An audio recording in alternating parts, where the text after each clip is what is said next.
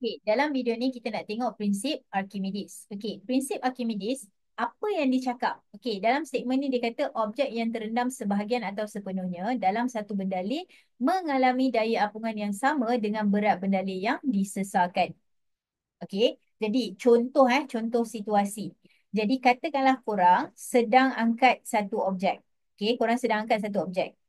Lepas tu dengan pegang objek yang sama, okay, dengan pegang objek yang sama, korang pergi masuk dekat dalam air. Okay, sekarang korang dekat dalam air. Perasan tak bila dalam air, benda yang kita tengah pegang tu dirasa lagi ringan. Okay, benda yang kita tengah pegang tu dirasa lagi ringan. Kenapa? Sebab air tu tolak, dia ada satu daya apungan. Air tu dia sebenarnya bagi kita satu buoyant force. So buoyant force tu adalah force yang tolak ke atas, menyebabkan objek tu rasa lebih ringan. Okay, jadi sekarang ni macam mana nak tahu value dia? Okay, so untuk tahu value dia, berat dia, itu yang Archimedes cuba sampaikan ni. Dia kata, value daya apungan tu sama dengan berat bendalih yang disesarkan. The buoyant force is equal to the weight of fluid displaced. So what does that mean? Katakanlah bila kita masuk ke dia, cikgu ke belakang balik, korang tengok. Okay, air ni masuk. Bila air ni masuk, air pula, objek ni masuk, air ni keluar kan? Objek masuk, air keluar. So air yang keluar ni adalah fluid displaced. Air yang keluar ni adalah bendalih yang disesarkan. Okey. Macam contoh katakanlah korang ada satu air kat sini. Lepas tu korang masukkan something, objek bila masuk, mestilah air tu naik kan? So air tu naik had ni. Jadi air yang naik tu adalah volume of fluid displaced. Air yang naik tu adalah bendalih yang disesarkan. Jadi, bila korang timbang air ni, air yang keluar ni, kalau korang timbang, katakanlah dia 5 Newton, kita timbang.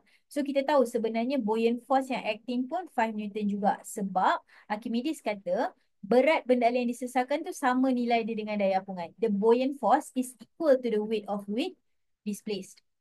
Okey, jadi contoh situasi lah. Okey, dalam keadaan ni, ini adalah alat penimbang. So, penimbang ni bila dia baca, berat benda tu adalah 15 Newton. Objek ni, bila dia tergantung macam ni, berat dia adalah 15 Newton. So, kita panggil itu sebagai berat sebenar. Okey, sekarang daripada berat sebenar, kita ada berat ketara. So, berat ketara adalah berat sewaktu dia dalam air. Ketara tu kan, apparent atau ketara tu, basically berat yang dia nampak sekarang. Bukan yang sebenar tau. Sebenarnya dia 15 Newton. Tapi bila masuk air, tiba-tiba dia nampak macam, macam ringan pula. Macam korang angkat batu atau objek tadilah dalam air kan. Tiba-tiba rasa lebih ringan. So, benda tu adalah 8 Newton. Kenapa sekarang dia tinggal 8 Newton je? Padahal sebenarnya dia 15 Newton. Okey, mana datangnya 7? Kenapa instead of 15, sekarang dia hanya rasa 8 sahaja? Sebab 7 Newton itulah buoyant force. Faham tak? Dia macam, okey, sebenarnya benda tu 15 Newton. Okey, tapi sekarang ni dia hanya dapat 8 sahaja. Jadi 7 lagi tu sebenarnya datang daripada daya apungan. Jadi kita rasa benda tu lebih ringan sebab ada daya apungan sebanyak 7 Newton. Okey, jadi ataupun korang boleh tengok ayat kat sini lah. Okey. Jadi sekarang ni kehilangan berat ketara tu daripada 15 jadi 8 which is 7 Newton tu, itu adalah kita punya daya apungan. Kehilangan berat ketara itu adalah kita punya daya apungan. Jadi, berdasarkan prinsip Archimedes tadi, Archimedes kata bila daya apungan tu nilai dia sama dengan berat bendalih yang disesarkan. Jadi dalam kes ni kita dah tahu daya apungan 7 Newton. Jadi kita tahulah air yang keluar ni adalah 7 Newton juga sebab berat air tersesar sama dengan daya apungan. Okey. Lepas tu, benda ni kan 10 Newton. Bila dia masuk tenggelam ni, betul-betul 10. Seluruh ni masuk, maksudnya air ni pun 10 cm3 juga. Tapi hati-hati tau. Ini penting. Isi padu air yang disesarkan sama dengan isi padu objek tenggelam. Isi padu air yang disesarkan sama dengan isi padu objek tenggelam. Volume of water displaced is equal to volume of submerged object. Kenapa cikgu ulang sampai 3 kali? Sebab korang kena faham, isi padu tu kalaulah dia tenggelam separuh je, contoh, katakanlah dia tenggelam macam ni. Maksudnya V kita bukan seluruh objek tau. Macam contoh katakanlah seluruhnya adalah 10. Tapi dia tenggelam separuh je. Jadi isi padu air yang tersesar hanyalah 5. Sebab isi padu yang tersesar tu hanyalah yang bahagian tenggelam sahaja. Okey, so itulah poin dia dekat sini. Okey, dapat? Kalau tak dapat, tak apa. Kita tengok lagi contoh yang seterusnya. Okey, tengok dekat sini. Soalan pertama adalah berat sebenar. So, berat sebenar dia adalah 20 Newton lah. Sebab apa? Sebab memang betul-betul kat luar dia timbang dapat 20 Newton. Okey, berat ketara adalah 8. So, berat ketara dia adalah 8 Newton. Berapa daya apungan? Okey, ingat dia sepatutnya 20 Newton. Tapi yang kita nampak sekarang tinggal 8.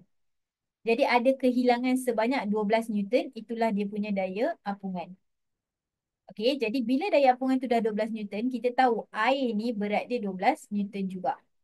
Air ni berat dia 12 Newton juga. Jadi, berapa isi padu air tersesar? Ha, ini yang penting tu. Sebab ingat, air isi padu air tersesar adalah sama dengan objek yang tenggelam sahaja. So, dalam kes ni jawapan dia adalah 2 cm cube. Bukannya 4. Objek ni memang 4. Tapi yang tenggelam adalah 2 cm kubik sahaja. Okay, so ini adalah cara nak jawab dia lah. Okay, so buoyant force. So buoyant force tu sendiri dia ada maksud. Okay, buoyant force tu sendiri ada maksud iaitu daya yang bertindak ke atas objek apabila terdapat perbezaan tekanan antara permukaan atas dengan permukaan bawah satu objek yang terendam dalam satu cecair. Maksudnya contoh. Okay, katakanlah kita ada bekas, lepas tu kita ada air dalam dia. Okay, jadi katakanlah ini objek yang tenggelam tu. So, objek yang tenggelam tu, kalau kita tengok dekat sini, sini ada tekanan. Betul? Okay, ni adalah tekanan 1. Ini, dekat sini, permukaan yang kedua ni, ada tekanan juga. Betul? Kan? Sebab dia kata daya yang bertindak ke atas, objek, okay, ke arah atas bila ada perbezaan tekanan antara atas dengan bawah. So, ni permukaan atas, ni permukaan bawah. Dia orang ada tekanan masing-masing. Dan perbezaan tekanan tu, okay, so P2 tolak dengan P1, kita akan dapat beza tekanan kan? So, beza tekanan ni bertindak ke atas permukaan akan menghasilkan daya. So, daya ni lah daya apungan. Okay, daya ni lah daya apungan. Maksudnya atas ada tekanan, bawah ada tekanan, dia ada beza.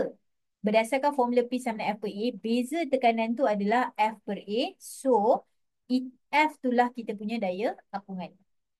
Okay, itu definisi je lah. Tapi, formula dia adalah yang ni. Tapi untuk yang ni, kita akan tengok dalam video seterusnya lah. Alright, okay. So, terima kasih. Assalamualaikum.